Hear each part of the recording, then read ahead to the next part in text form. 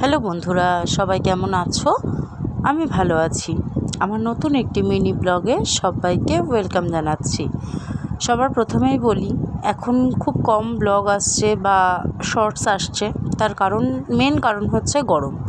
অতিরিক্ত গরমে কিছু রান্নাও করতে ভালো লাগছে না, আর রান্না না হলে ভিডিওও হচ্ছে না। আর আমি একটা জিনিস দেখেছি, তোমরা সবাই আমার রান্নার ভিডিওগুলো দেখতেই বেশি পছন্দ করো। তো যাই হোক, আজকে একটা থালি নিয়ে তো চলে এসেছি, দেখতেই পাচ্ছ কী কী আছে থালিতে সেটা বলে দিই। সবার প্রথমে কাঁচা লঙ্কা আর কাঁচা পেঁয়াজ নিয়েছি, তার সাথে শাহি পনির বানিয়েছিলাম, শাহি পনির, কাশ্মীরি আলুর দম, আর ওটা আছে পালং শাকের পরোটা। পালং শাকটাকে পুর বানিয়ে সেটা দিয়ে পরোটা বানানো আছে। এই হচ্ছে আজকের একটা মেনু, একটা লাঞ্চ থালি বা ডিনার থালি যেটাই বলতে পারো। তো ভালো লাগলে লাইক করো, শেয়ার করো, সাবস্ক্রাইব করো।